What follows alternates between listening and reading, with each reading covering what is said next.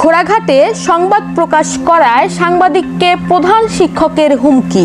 ফাহিম হোসেন রিজুর প্রতিবেদনে জানাচ্ছি বিস্তারিত।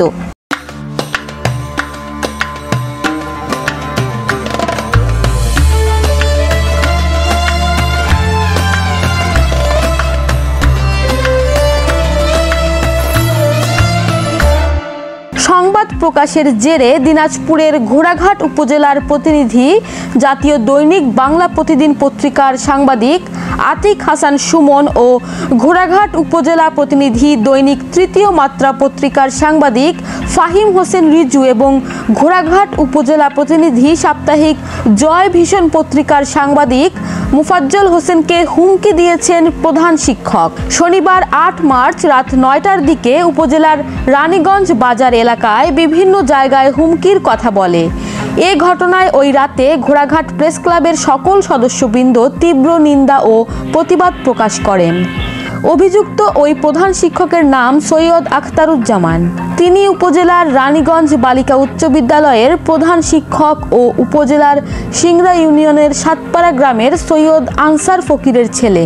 জানা যায়, গত ৫ মার্চ ঘোড়াঘাট উপজেলার রানীগঞ্জ বালিকা উচ্চ বিদ্যালয়ের প্রধান শিক্ষক সৈয়দ আখতারুজ্জামানের বিরুদ্ধে কর্মচারী নিয়োগে অনিয়মের অভিযোগ শিরোনামে জাতীয় দৈনিক বাংলা প্রতিদিন পত্রিকায় ও দৈনিক তৃতীয় মাত্রা পত্রিকায় এবং সাপ্তাহিক জয় ভীষণ পত্রিকায় একটি সংবাদ প্রকাশিত হয়।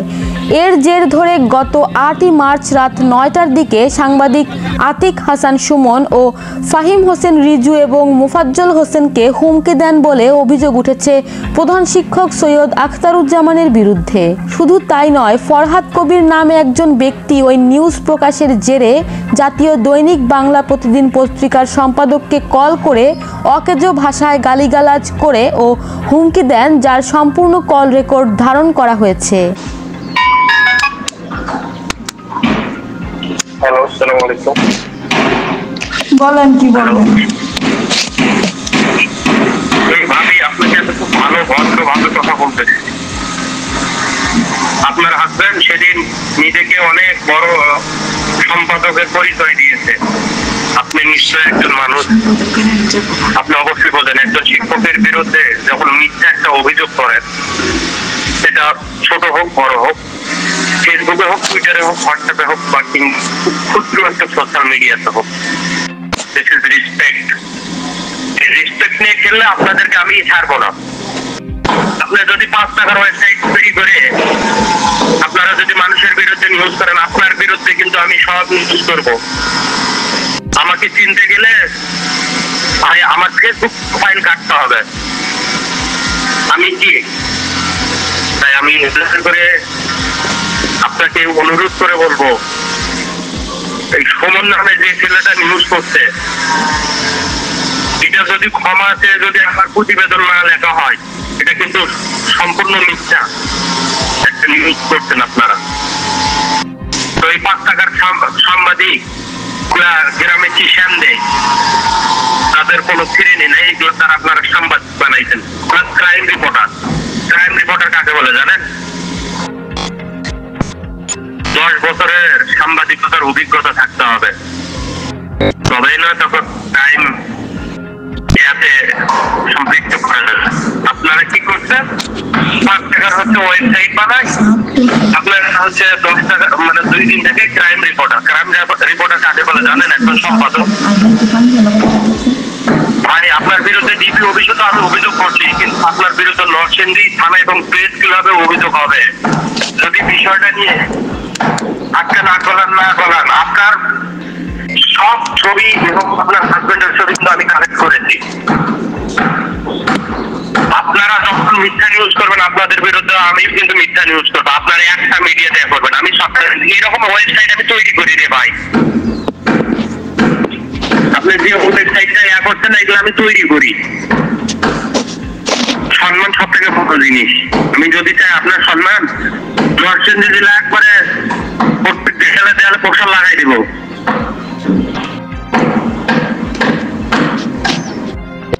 তো আমি মনে করি যে আপনি বিষয়টা নিয়ে আপনার হাজবেন্ড সহ যদি আজকে আমি রাত 12টার আগে কোনো পদক্ষেপ না নিতে দেখি,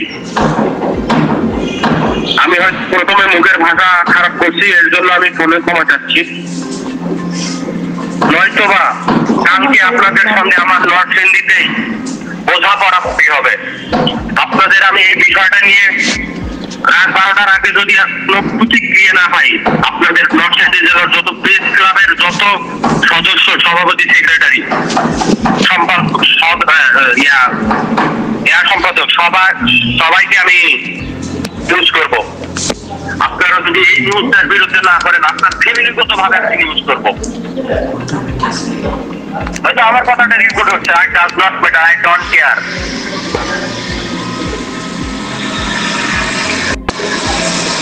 আর আমার কথাটা যদি রাত 12টার আগে যদি কোনো কিছু ওভারটেক যদি হয়, তাহলে ভাই আমারও ওভারটেক হবে। আমার নাম্বারটা সেভ করে রাখেন।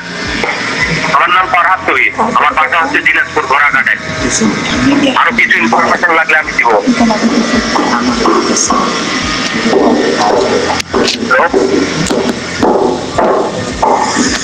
হ্যালো, বলেন।